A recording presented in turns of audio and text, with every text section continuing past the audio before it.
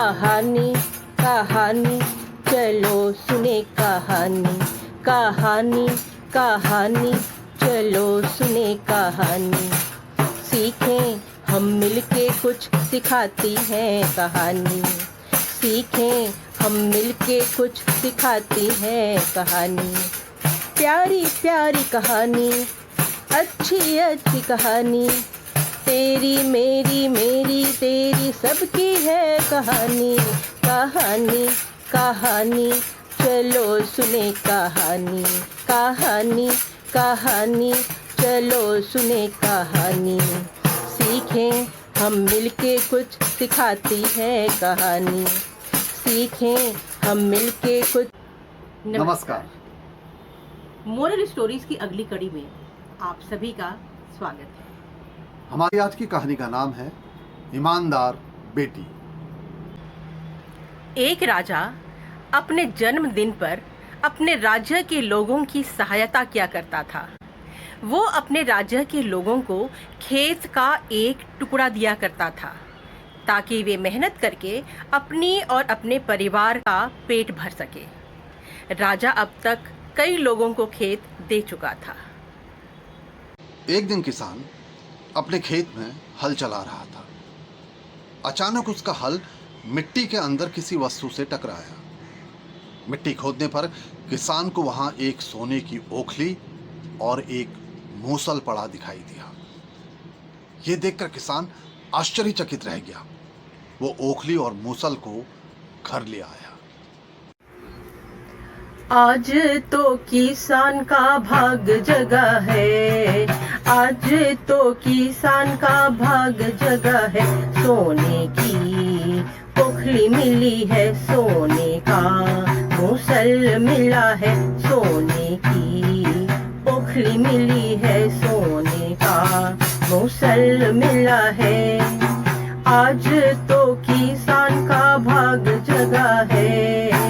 आज तो किसान का भाग जगा है। सोने की ओखली मिली है, सोने का मूसल मिला है। सोने की ओखली मिली है, सोने का मूसल मिला है। किसान ने सोचा कि खेत राजा का है, इसलिए खेत से मिलने वाली हर वस्तु राजा की है।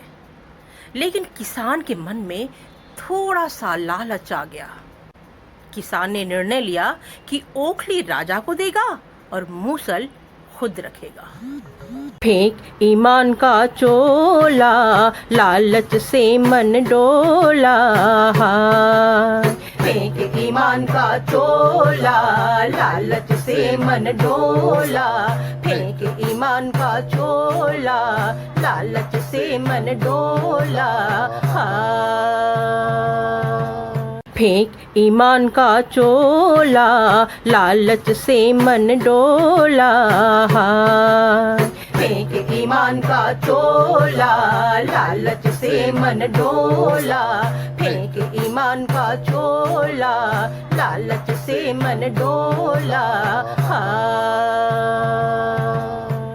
किसान की एक बेटी थी जो बहुत बुद्धिमान व ईमानदार थी। किसान ने अपनी मन की बात अपनी बेटी को बताई। उसने अपने पिता से कहा, ऐसा कभी मत करना पिताजी।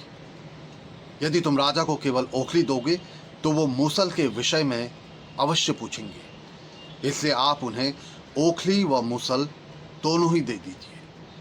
किसान अपनी बेटी की बात को अनसुना कर दिया और ओखली लेकर राज दरबार गया और उसने राजा को ओखली दे दी। राजा ने मूसल के बारे पूछा, लेकिन किसान मूसल के बारे कोई संतोषजनक उत्तर नहीं दे पाया, जिसकी वजह से राजा को किसान के ऊपर बहुत गुस्सा आया। राजा ने किसान को कारावास भेजने का आदेश दे दिया। जब सैनिक किसान को कारावास ले जा रहे थे तो किसान धीरे से बुदबुदाया, यदि मैंने अपनी बेटी की बात मान ली होती तो आज ये दिन कभी ना आता, पर मेरी तो मति मारी गई थी। किसान की बुदबुदाहट एक सैनिक ने सुन ली और उसने जाकर राजा को इसके बारे में बताया।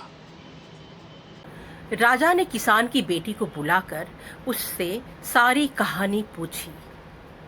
किसान की बेटी ने राजा को सारी बात बता दी। बेटी ने बता दी सारी बात राजा को, बेटी ने बता दी सारी बात राजा को, बेटी ने बता दी सारी बात राजा को। उसने समझाया था, उसने समझाया था, पिताजी आ गए लालच में, पिताजी आ गए लालच में।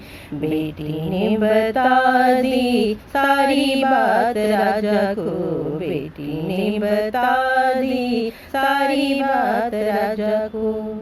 उसने समझाया था, उसने समझाया था, पिताजी आ गए लालच में, पिताजी आ गए।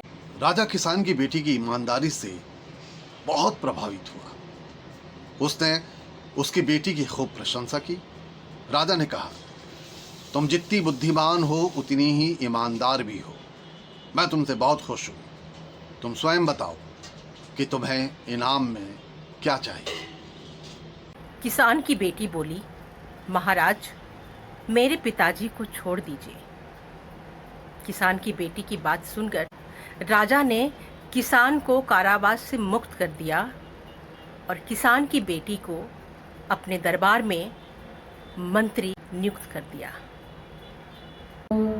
उसने समझाया था, उसने समझाया था, पिताजी आ गए लालच में, पिताजी आ गए लालच में।